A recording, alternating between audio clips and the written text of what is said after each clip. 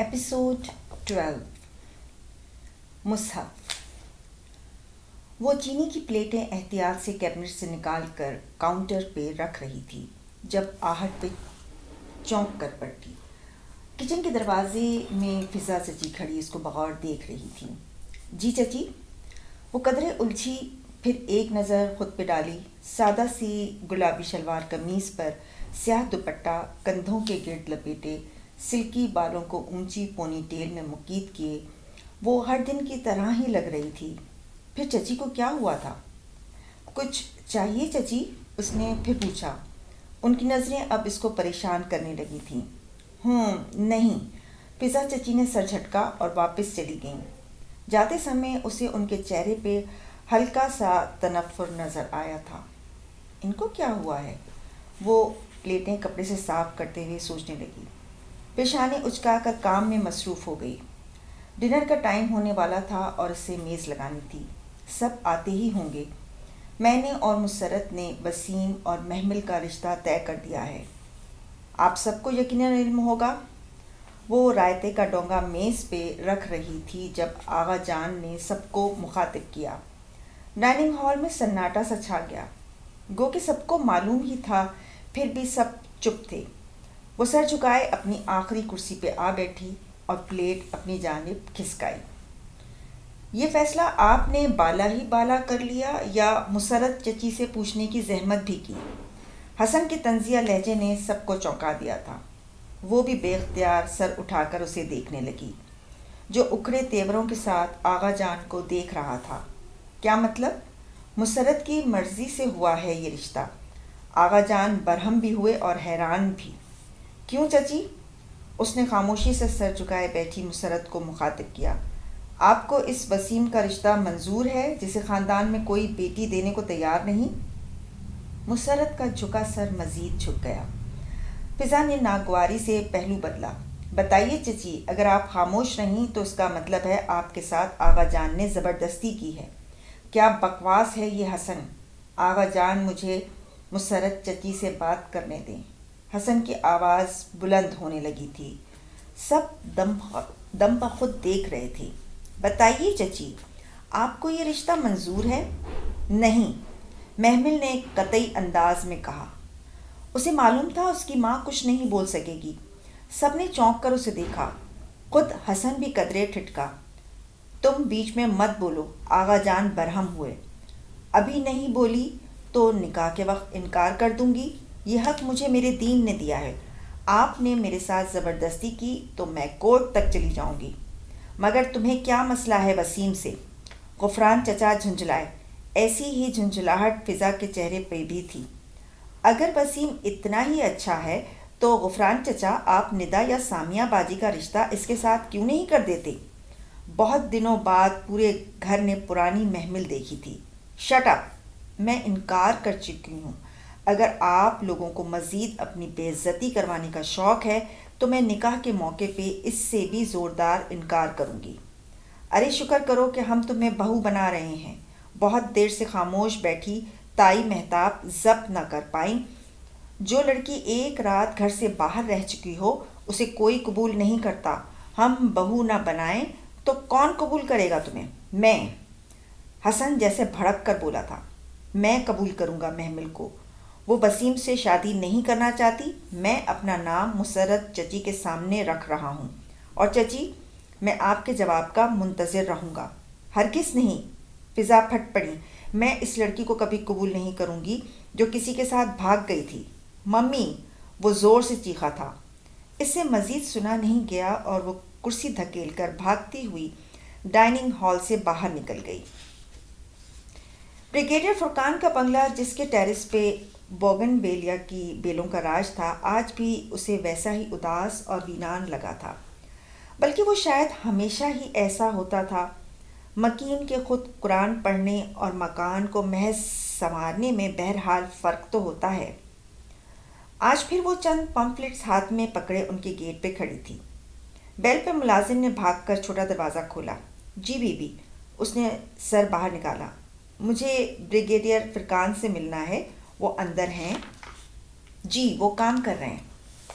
ان سے کہو محمل آئی ہے۔ قدرے تحکم سے کہہ کر وہ سینے پہ بازو باندھے وہیں کھڑی ہو گئی۔ فوراً ملازم اندر کو دوڑا۔ چند لمحے بعد ہی اس کی واپسی ہو گئی۔ صاحب کہہ رہے ہیں آپ اپنے کاغذ لے لیں۔ اس نے پرانے پمفلٹس اس کی طرف بڑھائے۔ انہوں نے پڑھ لیے ہیں؟ نہیں جی، وہ مصروف ہیں۔ اپنے صاحب کو کہو یہ ان پہ میری امانت تھی، جب انہوں نے لیے تھے تو میری سونپی گئی ذمہ داری بھی انہیں نبھانی تھی، ورنہ لینے سے ہی انکار کر دیتے۔ انہوں نے خیانت کر کے یہ لوٹائے ہیں، اور اگر میں نے معاف نہیں کیا تو ان کو معافی نہیں ملے گی۔ ملازم ہونکوں کی طرح اسے دیکھنے لگا، پھر اندر لپکا۔ صاحب آپ کو بلا رہے ہیں۔ وہ پیغام دے کر جلد ہی واپس آیا تھا۔ شکریہ۔ وہ پورے اعتماد سے اندر چلی آئی۔ اسٹڈی کا دروازہ کھلا تھا۔ محمل نے چوکھٹ میں کھڑے کھڑے دروازہ انگلی کی پشت سے بچایا۔ اسٹڈی ٹیبل کے پیچھے ریوالونگ چیئر پہ بیٹھے بریگیڈیئر فرقان نے کتاب پہ جھکا سر اٹھایا اور اینک کے پیچھے سے اسے دیکھا، جو دروازے کے بیچ کھڑی تھی۔ یونیفارم کی سفید شلوار قمیص اور چہرے کے گرد نفاست سے لپٹا تر و تازہ گلابی اسکارف جو پیچھے سے اونچی پونی کے باعث ذرا سا اٹھ گیا تھا۔ ہاتھ میں چند پمفلٹس پکڑے وہ دراز قد سنہری آنکھوں والی لڑکی منتظر سی کھڑی تھی۔ کم ان۔ بریگیڈیئر فرقان نے چشمہ اتار کر میز پہ رکھا، کتاب بند کی اور کرسی پہ قدرے پیچھے کو ٹیک لگائی۔ میں کچھ پمفلٹس دے کر گئی تھی اور میں نے واپس کر دیے تھے، اور کچھ۔ ان کے باروب چہرے پہ قدرے ناگواری تھی۔ جی یہ کچھ اور ہیں۔ وہ آگے بڑھی اور چند پمفلٹس ان کی میز پہ رکھے۔ یہ آپ پڑھ کر مجھے واپس کر دیجیے گا۔ مگر مجھے یہ نہیں چاہیے، وہ بیزار سے بولے۔ میں نے آپ کو چوائس تو نہیں دی سر، آپ کو یہ لینے پڑیں گے۔ میں کچھ عرصے بعد آ کر واپس لے لوں گی۔ پڑھ کر سنبھال لیجیے گا، ان پہ اللہ کا نام لکھا ہے، امید ہے آپ پھینکیں گے نہیں۔ وہ کھڑی کھڑی کہہ کر تیزی سے واپس پلٹ گئی۔ بریگیڈیئر فرقان نے تل ملا کر ایک نظر ان پمفلٹس کو دیکھا، پھر دراز میں ڈال کر اپنی اینک اٹھائی اور کچھ بڑبڑاتے ہوئے کتاب کھول لی۔ وہ اپنی دھن میں راہداری میں چلتی جا رہی تھی کہ اچانک دوسری طرف سے آتی فرشتے پہ نگاہ پڑی۔ اس کے لب بھینچ گئے، بے اختیار ہی وہ پیچھے ہوئی تھی۔ فرشتے نے اسے نہیں دیکھا تھا۔ وہ اپنے ساتھ چلتی ٹیچر سے فکر مندی سے کچھ کہتی چلی آ رہی تھی۔ محمل الٹے قدموں واپس ہوئی اور برآمدے میں رخ موڑ کر کھڑی ہو گئی۔ اس کی توقع کا عین مطابق فرشتے نے اس کی موجودگی نوٹ نہیں کی۔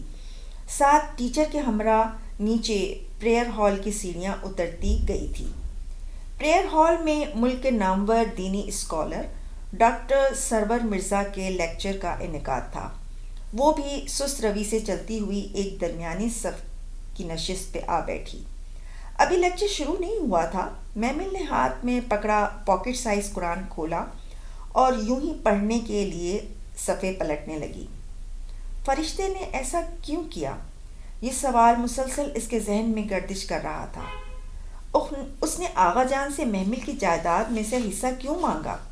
فرشتے جیسی لڑکی اتنی مادہ پرست ہو سکتی ہے؟ وہ تو سوچ بھی نہیں سکتی تھی۔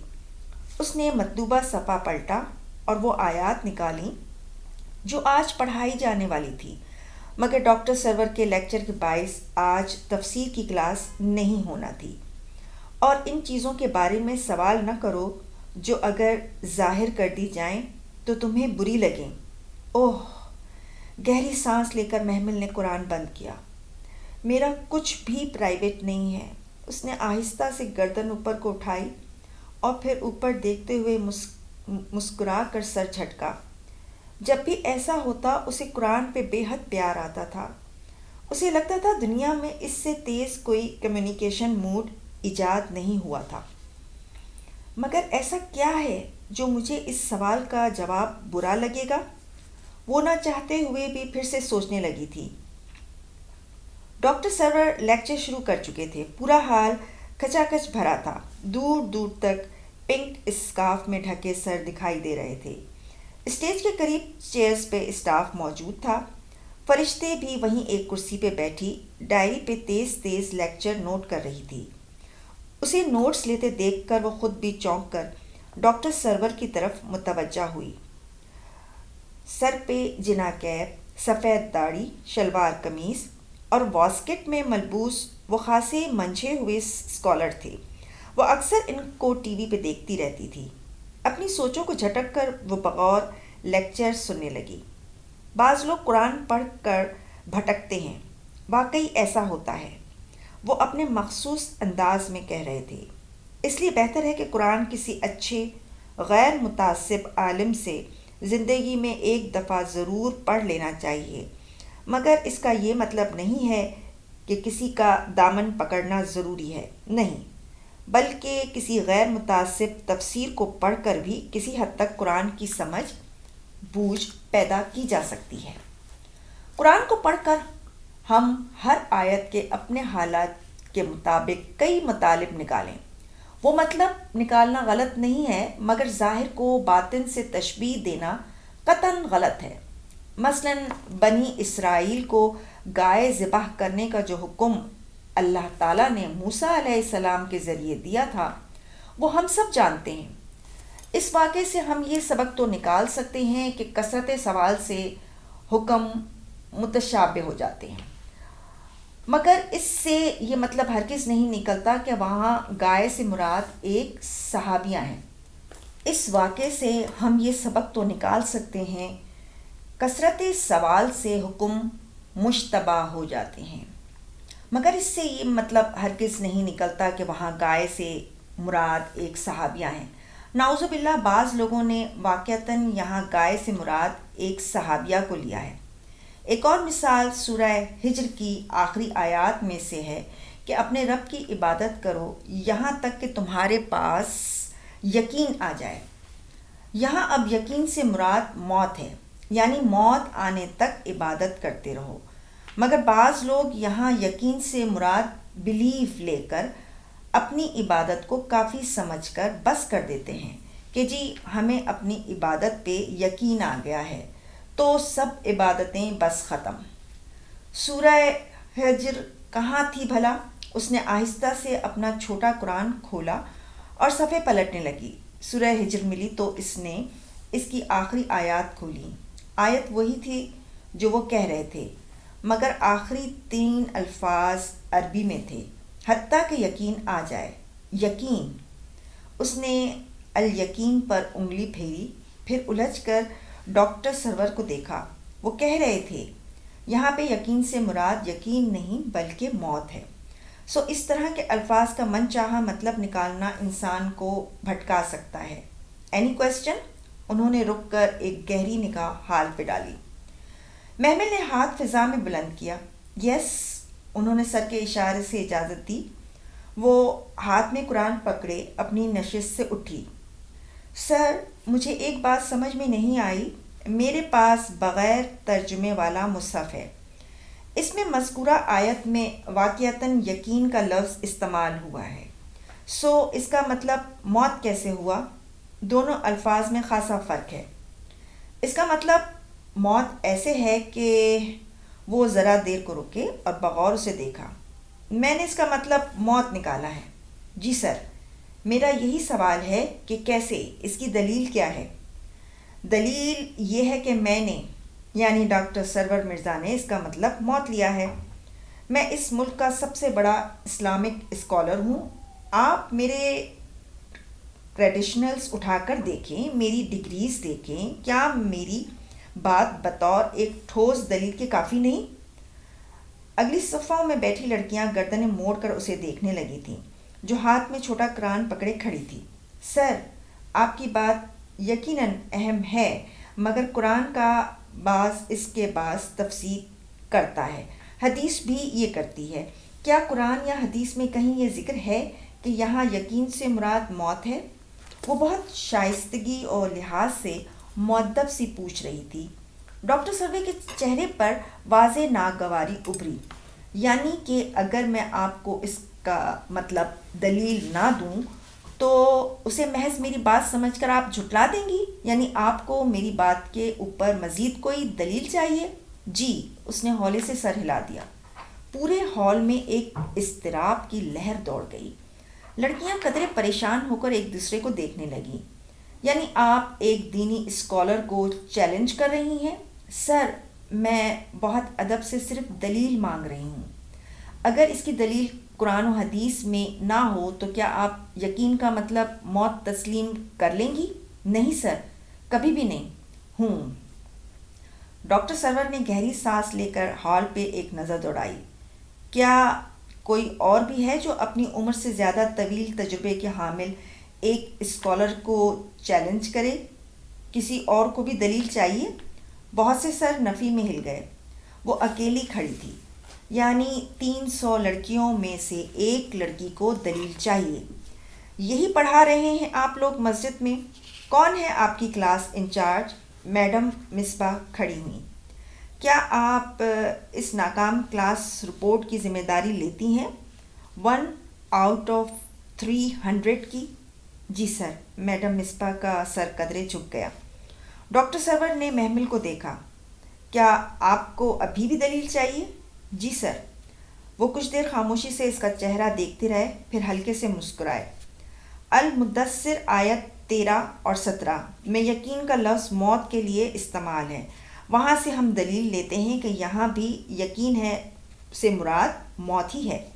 مجھے خوشی ہے کہ آپ نے مروب ہوئے بغیر ادب کے دائرے میں رہ کر مجھ سے دلیل مانگی، اور مجھے افسوس ہے کہ صرف ایک بچی نے یہ جرت کی، باقی سب خاموش رہیں۔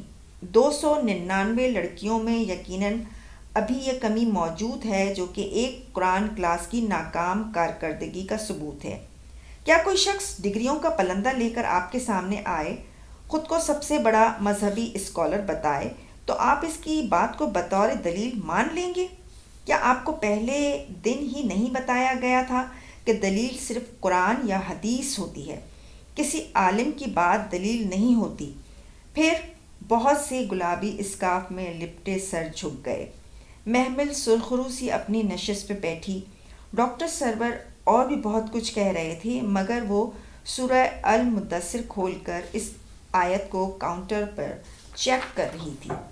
سورہ المدثر کی 13 اور 17 تک کا ترجمہ ڈاکٹر سرور کی تصدیق کر رہا تھا۔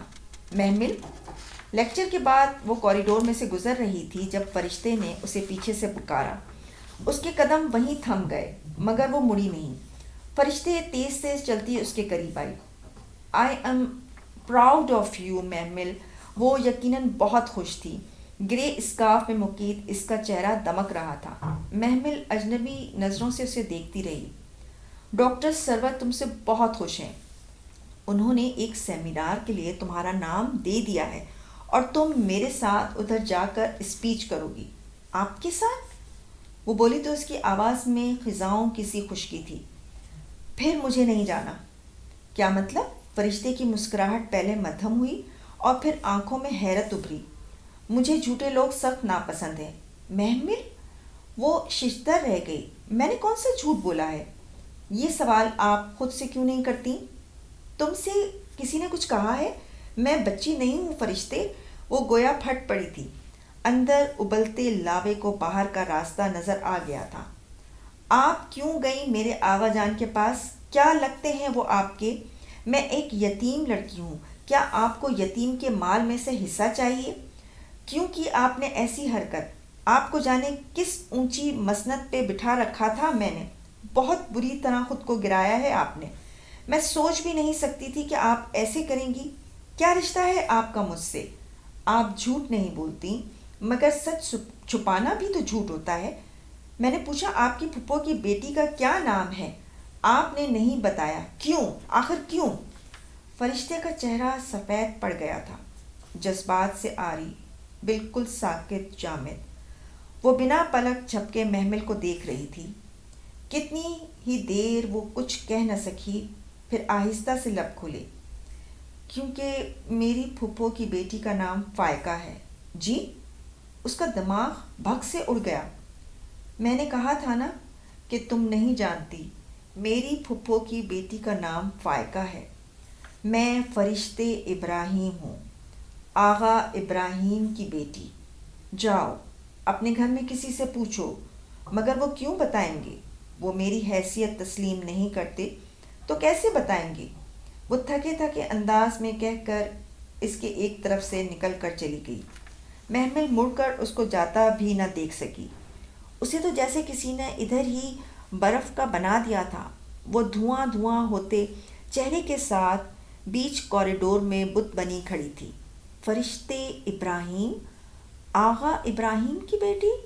اسے پوری مسجد میں ان چند الفاظ کی گونج پلٹ کر سنائی دے رہی تھی۔ اسے نہیں معلوم وہ کن قدموں پہ چل کر مسجد کے گیٹ تک آئی تھی۔ بس وہ پتھر کا بت بنی خود کو گھسیٹتی، ہر شے سے غافل چلتی جا رہی تھی۔ اس کا بیگ اور کتابیں کلاس میں رہ گئے تھے۔ اس نے انہیں ساتھ نہیں لیا تھا۔ اسے لگ رہا تھا کہ اس کا بہت کچھ مسجد میں کھو گیا ہے۔ وہ کیا کیا سمیٹتی۔ برابر والے بنگلے کی دیوار کے ساتھ نصب بینچ پہ وہ گر سی گئی۔ آغا ابراہیم کی بیٹی، فرشتے ابراہیم۔ اس کا دماغ انہی دو جملوں پہ منجمد ہو گیا تھا۔ آگے بڑھتا تھا نہ پیچھے ہٹتا تھا۔ دور کہیں یاد کے پردے پہ آغا جان کی آواز لہرائی، اس لڑکی سے کچھ بعید نہیں، آج پھر میرے آفس آ گئی تھی۔ پھر آ گئی تھی؟ اس کا ذہن جیسے چونک کر بیدار ہونے لگا تھا۔ پھر کا مطلب تھا وہ پہلے بھی ادھر جاتی رہتی تھی۔ وہ سب اس کو جانتے تھے اور شاید اس سے خائف بھی تھے۔ تو کیا وہ واقعی آغا ابراہیم کی بیٹی تھی؟ نہیں۔ اس نے تنفر سے سر جھٹکا۔ آغا ابراہیم کی صرف ایک بیٹی ہے اور وہ ہے محمل ابراہیم۔ میری کوئی بہن نہیں ہے، میں نہیں مانتی۔ وہ زور زور سے نفی میں سر ہلا رہی تھی۔ اسے لگ رہا تھا کہ آج اس کے دماغ کی رگ پھٹ جائے گی۔ غصہ تھا کہ اندر ہی اندر ابلا جا رہا تھا۔ کیا واقعی وہ ابا کی بیٹی ہے؟ مگر اس کی ماں کون ہے؟ میری ماں؟ نہیں، مگر مجھے کون بتائے گا؟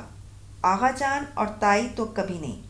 اماں کو شاید پتہ بھی نہ ہو، پھر کس سے پوچھوں؟ وہ چکرا کر رہ گئی اور سر دونوں ہاتھوں میں گرا دیا، مگر اگلے ہی لمحے جیسے جھٹکے سے سر اٹھایا۔ ہمایوں! اور پھر اس نے کچھ نہیں سوچا اور گیٹ کی طرف لپکی۔ صاحب اندر ہیں؟ مجھے اندر جانا ہے۔ جی آپ چلی جاؤ۔ چوکیدار فوراً سامنے سے ہٹا۔ وہ اندر کی طرف دوڑی۔ شاہانہ طرز کا لاؤنج خالی تھا۔ وہ ادھر ادھر دیکھتی آگے بڑھی، پھر کچن کے کھلے دروازے کو دیکھ کر رکی۔ کچھ سوچ کر وہ کچن میں آئی۔ ماربل فلور کا چمکتا صاف ستھرا کچن خالی پڑا تھا۔ چمچوں کا اسٹینڈ سامنے ہی تھا۔ اس نے لپک کر ایک بڑی چھری نکالی اور آستین میں چھپا کر باہر آئی۔ ہمایوں! لاؤنج میں کھڑے گردن اوپر کر کے اس نے پکارا۔ آواز گونج کر لوٹ آئی۔ اس کا کمرہ اوپر تھا، یہ تو اسے یاد تھا۔ وہ تیز تیز سیڑھیاں چڑھنے لگی۔ سیاہ ماربل کی چمکتی سیڑھیاں گولائی میں اوپر جا رہی تھیں۔ وہ بالائی منزل پہ رکی، ادھر ادھر جھانکا، پھر تیسری منزل کی سیڑھیوں کی طرف جانے لگی۔ دفعتاً سامنے والے کمرے سے اس کی آواز آئی، بلکیس!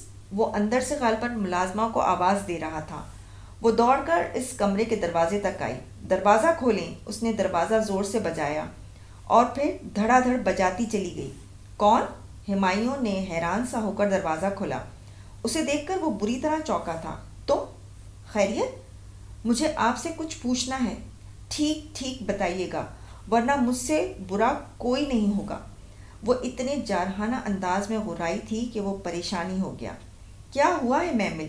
میری بات کا جواب دیں۔ اچھا اندر آ جاؤ۔ وہ اسے راستہ دیتے ہوئے پیچھے ہوا۔ بلیک ٹراؤزر پہ گرے آدھے بازوں والی شرٹ پہنے، ہاتھ میں تولیہ پکڑے، وہ غالباً ابھی نہا کر نکلا تھا۔ ماتھے پہ بکھرے گیلے بالوں سے پانی کے قطرے ٹپک رہے تھے۔ وہ 2 قدم اندر آئی، یوں کہ اب دروازے کی چوکھٹ میں کھڑی تھی۔ آپ فرشتے کے کزن ہیں؟ ہاں، کیوں؟ فرشتے کس کی بیٹی ہے؟ اس کا باپ کون ہے؟ باپ؟ وہ ذرا سا چونکا۔ اس نے تم سے کچھ کہا ہے؟ میں نے پوچھا ہے فرشتے کس کی بیٹی ہے؟ وہ دبی دبی سے غرائی تھی۔ ادھر بیٹھو، آرام سے بات کرتے ہیں۔ وہ اس کو راستہ دیتا اس کے بائیں طرف سے قریب آیا۔ میں بیٹھنے نہیں آئی، مجھے جواب چاہیے۔ ادھر بیٹھو تو صحیح، ٹھنڈے دماغ سے میری بات سنو۔ وہ بچوں کی طرح اسے بہلاتے ہوئے آگے بڑھا اور نرمی سے اس کا ہاتھ تھامنا چاہا۔ ہاتھ مت لگائیں مجھے، وہ بدک کر پیچھے ہٹی۔ محمل ادھر آؤ۔ وہ 2 قدم آگے اس کے قریب آیا ہی تھا کہ محمل نے اچانک آستین میں چھپی چھری نکال لی۔ مجھے آپ پہ ذرا بھروسہ نہیں ہے، دور رہیں۔ وہ چھری کی نوک اس کی طرف کیے 2 قدم پیچھے ہٹی تھی۔ چھری کیوں لائی ہو؟ مجھے مارنے؟ اس کے ماتھے پہ بل پڑی اور آنکھوں میں غصے کی لہر ابھری۔ وہ تیزی سے بڑھا اور محمل کا چھری والا ہاتھ کلائی سے پکڑ کر مروڑا۔ چھوڑیں مجھے ورنہ میں آپ کو مار دوں گی۔ وہ اس کی مضبوط گرفت کے باوجود کلائی چھڑانے کی کوشش کر رہی تھی۔ دوسرے ہاتھ سے اس نے اس کے کندھے کو پیچھے دھکیلنا چاہا۔ ہمایوں اس کے چھری والے ہاتھ کا رخ دوسری طرف موڑ رہا تھا اور پھر اسے پتہ بھی نہ چلا اور چھری کی تیز دھار گوشت میں گھستی چلی گئی۔ محمل کو لگا وہ مرنے والی ہے۔ اس نے خون ابلتے ہوئے دیکھا اور پھر اپنی چیخ سنی، مگر نہیں، اسے چھری نہیں لگی تھی۔ پھر وہ گرا کر پیچھے ہٹا تو محمل کی کلائی آزاد ہو گئی۔ ہمایوں کے دائیں پہلو میں سے خون ابل رہا تھا۔ وہ چھری پہ ہاتھ رکھے لڑکھڑا کر 2 قدم پیچھے ہٹا تھا۔ اوہ میرے اللہ ہی، میں نے کیا کر دیا؟ خوف سے اس کی آنکھیں پھٹ گئیں۔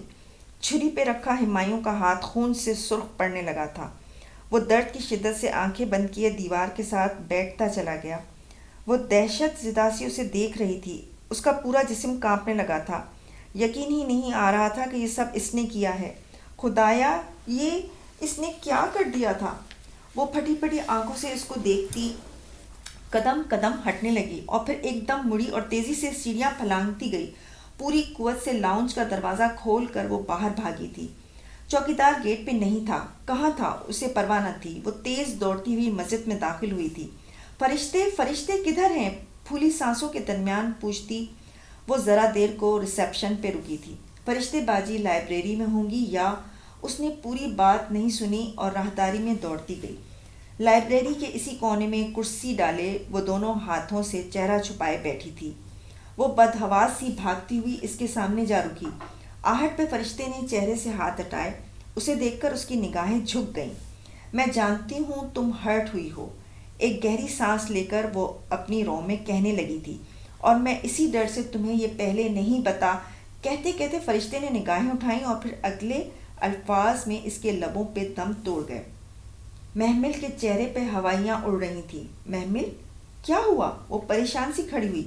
فرشتے فرشتے، وہ ہمایوں… وہ رو دینے کو تھی۔ کیا ہوا ہمایوں کو؟ بتاؤ محمل۔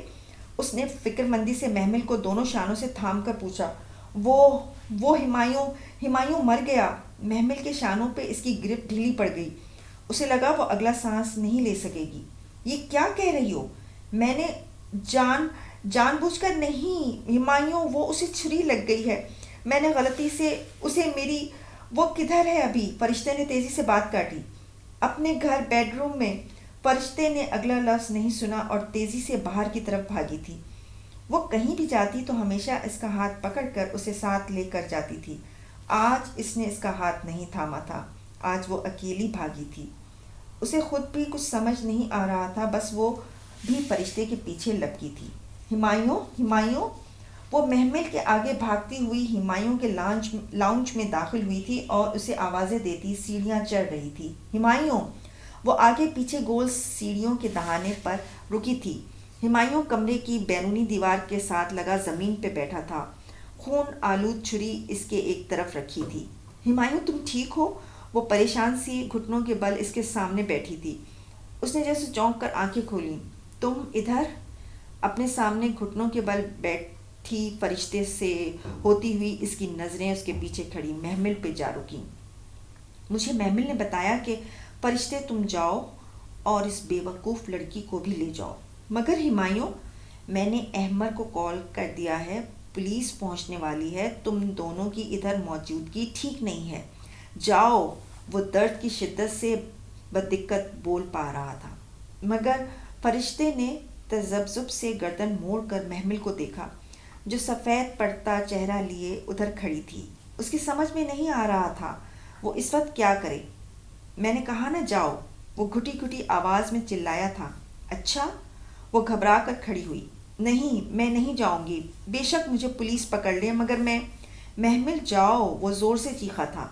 چلو محمل، فرشتے نے جیسے فیصلہ کر کے اس کا ہاتھ پکڑا اور سیڑھیاں اترنے لگی۔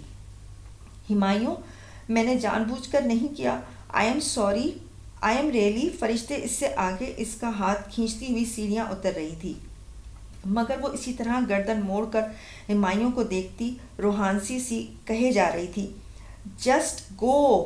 وہ وہیں سے جھنجھلا کر بولا تھا اور اب سیڑھیوں کے درمیان میں تھیں. وہاں سے اسے ہمایوں کا چہرہ نظر نہیں آ رہا تھا، آنسو اس کی آنکھوں سے ابل پڑے تھے. فرشتے اس کا ہاتھ کھینچ کر اسے باہر لے آئی تھی. تم کیوں گئی اس کے گھر محمل؟ مجھے بتاؤ ادھر کیا ہوا تھا؟ مسجد کے گیٹ پہ فرشتے نے پوچھا تو اس نے اپنا ہاتھ زور سے چھڑایا اور رخ پھیر لیا. محمل ناراض مت ہو، ابھی وہاں میری اور تمہاری موجودگی ٹھیک نہیں ہے. وہ ادھر مر رہا ہے اور آپ. اس کی آنکھوں سے متواتر آنسو گر رہے تھے. وہ ابھی اسے ہسپتال لے جائیں گے، زخم بہت زیادہ نہیں تھا، وہ ٹھیک ہو جائے گا. مگر تم نے کیوں مارا اسے؟ میں بھلا یوں ہمایوں کو مار سکتی ہوں؟ میں کر سکتی ہوں ایسا؟ وہ ایک دم پھوٹ پھوٹ کر رونے لگی تھی. فرشتے بری طرح سے چونکی تھی. محمل کے چہرے پر چھایا حزن، ملال اور وہ عام آنسو تو نہ تھے. میں نے جان بوجھ کر نہیں کیا ایسا، آئی سویر. اچھا اندر آؤ، آرام سے بات کرتے ہیں. اس نے خود کو سنبھال کر کہنا چاہا، مگر وہ کچھ سننے کو تیار ہی نہ تھی.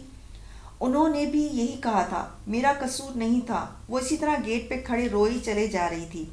وہ ٹھیک تو ہو جائیں گے فرشتے. فرشتے نے شاید اس کی بات نہیں سنی تھی، بس گمسم سی اس کی آنکھوں سے گرتے آنسو دیکھ رہی تھی. وہ واقعی عام آنسو نہ تھے. میں گھر جا رہی ہوں، پلیز آپ مجھے ہمایوں کے بارے میں بتاتی رہیے گا. اچھا. اس نے غائب دماغی سے سر ہلا دیا. محمل اب درختوں کی باڑ کے ساتھ دوڑتی ہوئی دور جا رہی تھی. وہ جیسے نڈھال سی گیٹ سے لگی یک ٹک اسے دیکھے گئی. ہاں، وہ آنسو بہت خاص تھے. ہسپتال کا ٹائل سے چمکتا کوریڈور خاموش پڑا تھا. کوریڈور کے اختتام پہ وہ بینچ پہ سر جھکائے بیٹھی تھی. محمل جو دوڑتی ہوئی ادھر آ رہی تھی، اسے بیٹھے دیکھ کر لمحے بھر کو ٹھٹکی، رکی، پھر بھاگتی ہوئی اس کے قریب آئی. فرشتے، فرشتے. فرشتے نے ہاتھوں میں گرا سر اٹھایا. وہ کیسا ہے؟ محمل اس کے سامنے پنجوں کے بل بیٹھی اور دونوں ہاتھ اس کے گھٹنوں پہ رکھے. بتائیں نا، وہ کیسا ہے؟ وہ بے قراری سے اس کی سنہری آنکھوں میں دیکھتی جواب تلاش کر رہی تھی. ٹھیک ہے، زخم زیادہ گہرا نہیں ہے. وہ بھی محمل کی بھوری آنکھوں میں کچھ تلاش کر رہی تھی. میں اس سے مل سکتی ہوں؟ ابھی وہ ہوش میں نہیں ہے. کیوں؟ وہ تڑپ کر بولی تھی. وہ فجر کا وقت تھا اور جیسے ہی فرشتے نے اسے اطلاع دی تھی، وہ بھاگتی ہوئی آئی تھی. ڈاکٹرز نے خود اسے سلا رکھا ہے. وہ ٹھیک ہو جائے گا محمل، تم پریشان نہ ہو. میں کیسے پریشان نہ ہوں؟ میں نے ان کو چھری ماری ہے. میں ایسا کیا ہوا تھا محمل؟ تم نے کیوں کیا ایسے؟ میں نے جان بوجھ کر نہیں کیا. میں ان سے پوچھنے گئی تھی کہ. وہ لب کچلتی ڈبڈبائی آنکھوں سے کہتی چلی گئی. فرشتے اسی تھکے تھکے انداز میں اسے دیکھ رہی تھی. تم مجھ سے پوچھ لیتی محمل. اس کو خیر چھوڑو، کوئی بات نہیں. چند لمحے یوں ہی سرک گئے. وہ اسی طرح فرشتے کے سامنے فرش پہ دو زانوں بیٹھی تھی. اس کے ہاتھ ابھی تک فرشتے کے گھٹنوں پہ تھے. بہت دیر بعد اس نے خاموشی کو چیر دیا. آپ نے کہا آپ آغا ابراہیم کی بیٹی ہیں؟ ہاں، میں آغا ابراہیم کی بیٹی ہوں، میرے ابا کی. اس کا گلا رند گیا. تمہیں یہ انہونی کیوں لگتی ہے؟ سوائے تمہارے سب بڑوں کو علم ہے، تمہاری امی کو بھی. امی کو بھی؟ اسے جھٹکا لگا تھا. ہاں، ابا مجھ سے ملتے تھے. میری امی ان کی فرسٹ وائف تھیں. ڈائیورس کے بعد امی اور ابا الگ ہو گئے تھے. پھر انہوں نے تمہاری امی سے شادی کی. دونوں ان کی پسند کی شادیاں تھیں، ہے نا عجیب بات؟ خیر، مجھ سے وہ ہر ویکینڈ پہ ملنے آتے تھے. میں اپنے چچاؤں سے متعارف تو نہ تھی، مگر وہ سب جانتے تھے کہ میں کون ہوں، کدھر رہتی ہوں. مگر ابا کی ڈیتھ کے بعد انہوں نے مجھے تسلیم کرنے سے انکار کر دیا. میں بہت دفعہ اپنا حق مانگنے گئی، مگر وہ نہیں دیتے. ابا کی پہلی شادی خفیہ تھی، سوائے ہمارے بڑوں کے خاندان میں کسی کو علم نہ تھا. تم سے بھی چھپا کر رکھا گیا تھا کہ کہیں تم میرے ساتھ مل کر حصہ نہ مانگنے کھڑی ہو جاؤ. آپ نے کیس کیوں نہیں کیا ان پہ؟ بہت دیر بعد وہ بول پائی تھی. مجھے جائیداد سے حق نہیں، رشتوں سے حق چاہیے محمل. میں بہت دفعہ تمہارے گھر پہ گئی ہوں مگر اندر داخلہ، خیر یہ لمبی کہانی ہے۔ میں کئی برسوں سے اپنے حق کی جنگ لڑ رہی ہوں۔ وارث اللہ نے بنائے ہیں، میں ابا کی وارث ہوں، یہی سوچ کر اب میں جائیداد میں حصہ مانگتی ہوں، مگر وہ بات ادھوری چھوڑ گئی۔ آپ کو پتہ تھا میں آپ کے بارے میں نہیں جانتی؟ ہاں مجھے پتہ تھا، میں نے جب بھی تم سے ملنے کی کوشش کی، کریم تایا نے یہی کہہ کر روک دیا کہ محمل ذہنی طور پر ڈسٹرب ہو جائے گی اور ابا سے نفرت کرے گی۔ پھر میں نے صبر کر لیا۔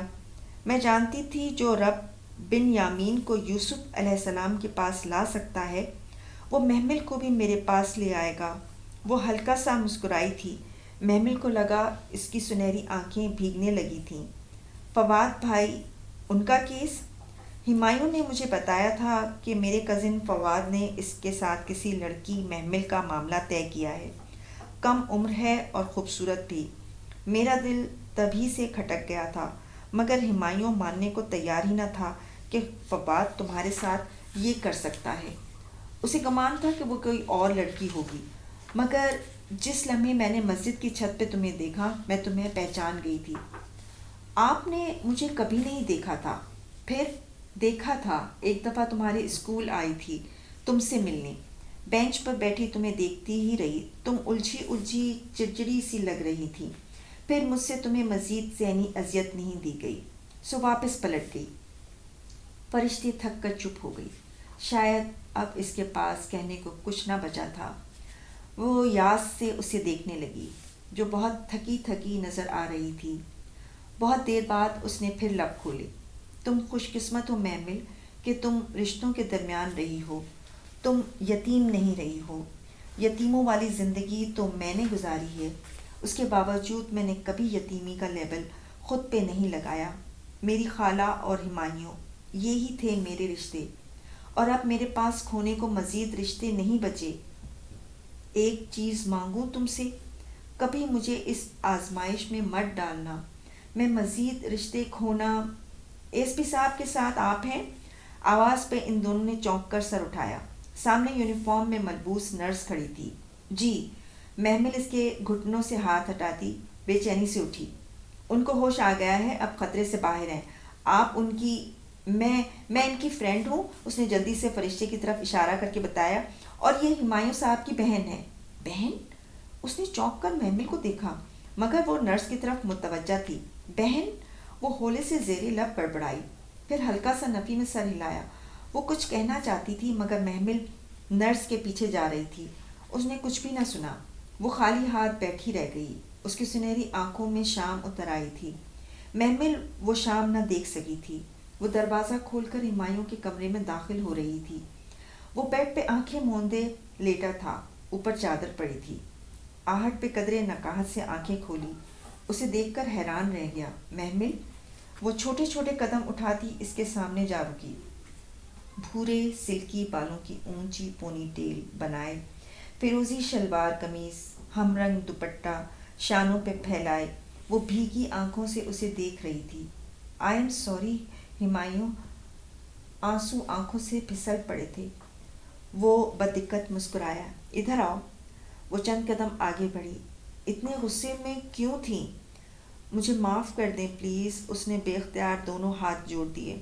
ہمایوں نے بایاں ہاتھ اٹھایا اور اس کے بندھے ہوئے ہاتھوں کو تھام لیا۔ تم نے کیوں کہا؟ تمہیں مجھ سے کوئی امید نہیں تو کیا رکھتی؟ اس کے دونوں ہاتھ اور ہمایوں کا ہاتھ اوپر تلے ایک دوسرے میں بند ہو گئے تھے۔ تمہیں لگتا ہے میں بیچ راہ میں چھوڑ دینے والوں میں سے ہوں؟ کیا نہیں ہے؟ آنسو اسی طرح اس کی آنکھوں سے ابل رہے تھے۔ کیوں اتنی بدگمان رہتی ہو مجھ سے؟ بدگمان تو نہیں، بس پھر چھری کیوں لائی تھی؟ تمہیں لگتا تھا تم میرے گھر میں غیر محفوظ ہوگی؟ وہ نرمی سے کہہ رہا تھا۔ آپ مجھے معاف کر دیں پلیز، آپ نے معاف کر دیا تو اللہ بھی مجھے معاف کر دے گا، کہہ کر وہ لمحے بھر کو خود بھی چونک گئی۔ آخری فقرہ ادا کرتے ہوئے دل میں عجیب سا احساس ہوا تھا۔ ایک دم اس نے اپنے ہاتھ چھڑائے تھے۔ یہ سب ٹھیک نہیں تھا، آپ آرام کریں، مجھے مسجد بھی جانا ہے۔ وہ دروازے کی طرف لپکی تھی۔ مت جاؤ، وہ بے اختیار پکار اٹھا تھا۔ میں گھر سے مسجد کا کہہ کر نکلی تھی، اگر نہ گئی تو یہ خیانت ہوگی اور پلسرات پہ خیانت کے کانٹے ہوں گے، مجھے وہ پل پار کرنا ہے۔ تھوڑی دیر رک جاؤ گی تو کیا ہو جائے گا؟ وہ جھنجھلایا تھا۔ تو پھر چھری کیوں لائی تھی؟ تمہیں لگتا تھا تم میرے گھر میں غیر محفوظ ہوگی، وہ نرمی سے کہہ رہا تھا۔ آپ مجھے معاف کر دیں پلیز۔ آپ نے معاف کر دیا تو اللہ بھی مجھے معاف کر دے گا، کہہ کر وہ لمحے بھر کو خود بھی چونک گئی۔ آخری فقرہ ادا کرتے ہوئے دل میں عجیب سا احساس ہوا تھا۔ ایک دم اس نے اپنے ہاتھ چھڑائے۔ یہ سب ٹھیک نہیں تھا، آپ آرام کریں، مجھے مسجد بھی جانا ہے۔ وہ دروازے کی طرف لپکی تھی۔ مت جاؤ، وہ بے اختیار پکار اٹھا تھا۔ میں گھر سے مسجد کا کہہ کر نکلی تھی، اگر نہ گئی تو یہ خیانت ہوگی اور پل صراط پہ خیانت کے کانٹے ہوں گے، مجھے وہ پل پار کرنا ہے۔ تھوڑی دیر رک جاؤ گی تو کیا ہو جائے گا؟ وہ جھنجھلایا تھا۔ یہ حقوق العباد کا معاملہ ہے اور ٹھیک ہے مادام، آپ جا سکتی ہیں۔ وہ مسکراہٹ دبا کر بولا تو اسے لگا وہ کچھ زیادہ ہی بول گئی ہے۔ سوری، ایک لفظ کہہ کر وہ دروازہ کھول کر باہر نکل گئی۔ فرشتے اسی بینچ پہ بیٹھی تھی۔ آہٹ پہ سر اٹھایا۔ میں چلتی ہوں فرشتے، مجھے مسجد جانا ہے۔ نامحسوس انداز میں اس نے اپنا ہاتھ دوپٹے کے اندر کیا کہ کہیں وہ اس پہ کسی کا لمس نہ دیکھ لے۔ ملنی ہمایوں سے، اس کی آواز بہت پست تھی۔ ہاں، اس نے بے اختیار نگاہیں چرائیں۔ فرشتے اسی طرح گردن اٹھائے اسے دیکھتی، جانے اس کے چہرے پہ کیا کھوج رہی تھی۔ وہ جیسے گھبرا کر جانے کو پلٹی۔ محمل سنو، وہ جیسے بے چینی سے پکار اٹھی، اور اس سے پہلے کہ وہ پلٹتی اس نے نفی میں سر ہلاتے دھیرے سے کہا، نہیں کچھ نہیں، جاؤ۔ خیریت؟ جاؤ، تمہیں دیر ہو رہی ہے۔ اوکے، السلام علیکم۔ وہ راہداری میں تیز تیز قدم اٹھاتی دور ہوتی گئی۔ فرشتے نے پھر سے سر ہاتھوں میں گرا لیا۔ اس کا دل بہت بوجھل سا ہو رہا تھا۔ مسجد آ کر بھی اسے سکون نہیں مل رہا تھا۔ اسے تھوڑی دیر ہو گئی تھی اور تفسیر کی کلاس وہ مس کر چکی تھی۔ سارا دن وہ یوں ہی مزمل سی پھرتی رہی۔ بریک میں سارا نے اسے جا لیا۔ وہ برآمدے کے اسٹیپس پہ بیٹھی تھی، گود میں کتابیں رکھے، چہرے پہ بیزاری سجائے۔ تمہیں کیا ہوا ہے؟ سارا دھپ کے ساتھ آ بیٹھی۔ پتہ نہیں، وہ جھنجھلاتے ہوئے گود میں رکھی کتاب کھولنے لگی۔ پھر بھی کوئی مسئلہ ہے؟ ہاں ہے۔ کیا ہوا ہے؟ اللہ تعالیٰ، بس۔ وہ سر جھٹک کر صفحے پلٹنے لگی۔ بتاؤ نا۔ اللہ تعالیٰ ناراض ہیں۔ That's it. زور سے اس نے کتاب بند کی۔ اوہ ہو، تم خواہ قنوتی ہو رہی ہو۔ اللہ تعالیٰ کیوں ناراض ہوں گے بھلا؟ بس ہے نا، اتنی مایوسی اچھی نہیں ہوتی۔ تمہیں کیسے پتا کہ وہ ناراض ہیں؟ ایک بات بتاؤ۔ وہ جیسے کوف صدا سے اس کی طرف گھومی۔ اگر تم کسی کے ساتھ 24 گھنٹے ایک ہی گھر میں رہو تو گھر میں داخل ہوتے ہی تمہیں اس شخص کا منہ دیکھ کر پتہ نہیں چل جاتا کہ وہ ناراض ہے؟ بھلے وہ منہ سے کچھ نہ کہے، بھلے تمہیں اپنی غلطی بھی سمجھ میں نہ آ رہی ہو، مگر تم جان لیتی ہو کہ ماحول میں تناؤ ہے، اور پھر تم دوسروں سے پوچھتی پھرتی ہو کہ اسے کیا ہوا ہے، اور پھر تم اپنی غلطی سوچتی ہو۔ میں بھی اس وقت یہی کر رہی ہوں، سو مجھے کرنے دو۔ مگر محمل، تمہیں پتہ ہے اتنے عرصے سے میں روز ادھر آ کر قرآن سنتی تھی۔ آج میری تفسیر کی کلاس مس ہوئی ہے۔ آج میں قرآن نہیں سن سکی۔ تمہیں پتہ ہے کیوں؟ کیونکہ اللہ تعالیٰ مجھ سے ناراض ہیں، وہ مجھ سے بات نہیں کرنا چاہتے، سو ابھی پلیز مجھے اکیلا چھوڑ دو۔ سارا کے جواب کا انتظار کیے بغیر وہ کتابیں سنبھالتی اٹھی اور تیز تیز قدموں سے چلتی اندر آ گئی۔ پریئر ہال خالی تھا، بتیاں بجھی تھیں۔ وہ کھڑکی کے ساتھ آ بیٹھی۔ کھڑکی کے شیشے سے روشنی چھن کر اندر آ رہی تھی۔ اس نے دونوں ہاتھ دعا کے لیے اٹھائے۔ اللہ تعالیٰ پلیز۔ الفاظ لبوں پہ ٹوٹ گئے، آنسو ٹپ ٹپ گالوں پہ گرنے لگے۔ اس نے دعا کے لیے اٹھے ہاتھوں کو دیکھا۔ یہ ہاتھ چند گھنٹے قبل ہمایوں کے ہاتھ میں تھے۔ لڑکے لڑکی کا ہاتھ پکڑنا تو اب عام سی بات بن گئی تھی، مگر قرآن کی طالبہ کے لیے وہ عام سی بات نہ تھی۔ وہ کیسے جذبات کے ریلے میں بہہ گئی کہ خیال ہی نہ آیا کہ اسے یوں تنہا کسی کے ساتھ نہیں ہونا چاہیے۔ ہمایوں نے خود کو کیوں نہ روکا، مگر نہیں، وہ ہمایوں کو کیوں الزام دے؟ وہ تو قرآن کا طالب علم نہ تھا، طالبہ تو وہ تھی۔ سمعنا و اطعنا، ہم نے سنا اور ہم نے اطاعت کی کا وعدہ تو اس نے کر رکھا تھا۔ پھر آنسو اسی طرح اس کی آنکھوں سے بہہ رہے تھے۔ وہ سر جھکائے آج کا سبق کھولنے لگی۔ اللہ تعالیٰ پلیز مجھے معاف کر دے، مجھے ہدایت پہ قائم رکھ۔ اس نے دل سے یہ دعا مانگتے ہوئے مطلوبہ صفحہ کھولا۔ کس طرح اللہ اس قوم کو ہدایت دے سکتا ہے جو اپنے ایمان لانے کے بعد کفر کریں؟ اس کے آنسو پھر سے گرنے لگے۔ اس کا رب اس سے ناراض تھا، اس کی معافی کافی نہ تھی۔ وہ سسکیوں کے درمیان پھر سے استغفار کرنے لگی، اور انہوں نے رسول کے برحق ہونے کی گواہی دی تھی، اور ان کے پاس روشن نشانیاں آئی تھیں، اور اللہ ظالم لوگوں کو ہدایت نہیں دیتا۔ وہ جیسے جیسے پڑھتی جا رہی تھی اس کا رواں رواں کانپنے لگا تھا۔ قرآن وہ آئینہ تھا جو بہت شفاف تھا، اس میں سب کچھ صاف نظر آتا تھا، اتنا صاف کہ کبھی کبھی دیکھنے والے کو خود سے نفرت ہونے لگتی تھی۔ ان لوگوں کی جزا یہ ہے کہ بے شک ان پہ اللہ کی لعنت ہے، اور فرشتوں کی، اور سب کے سب لوگوں کی لعنت ہے، ہمیشہ رہنے والے ہیں اس میں، نہ ان سے عذاب ہلکا کیا جائے گا اور نہ ہی وہ مہلت دیے جائیں گے۔ اس نے قرآن بند کر دیا۔ یہ خالی زبانی استغفار کافی نہ تھا۔ اس نے نوافل کی نیت باندھی، اور پھر کتنے ہی دیر وہ سجدے میں گر کر روتی رہی۔ جس کے ساتھ ہر پل رہو، جو رگے جان سے بھی زیادہ قریب ہو، اس کی ناراضی محسوس ہو ہی جاتی ہے، اور انسان اس کی ناراضی دور کرنے کے لیے اتنا ہی کوشش کرتا ہے جتنی وہ اس سے محبت کرتا ہے۔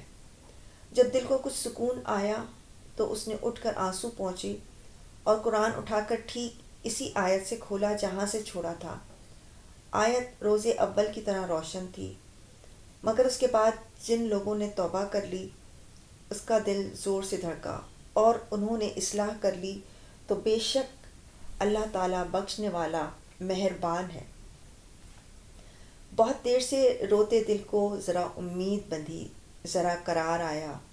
یہ توبہ کی قبولیت کی نوید تو نہ تھی، مگر امید ضرور تھی۔ اس نے آہستہ سے قرآن بند کیا۔ میڈم مصباح کہتی تھیں اگر قرآن کی آیات میں آپ کے لیے ناراضی کا اظہار ہو تو بھی بخشش کی امید رکھا کریں، کم از کم اللہ آپ سے بات تو کر رہا ہے۔ وہ ٹھیک ہی کہتی تھیں، محمل نے اٹھتے ہوئے سوچا تھا۔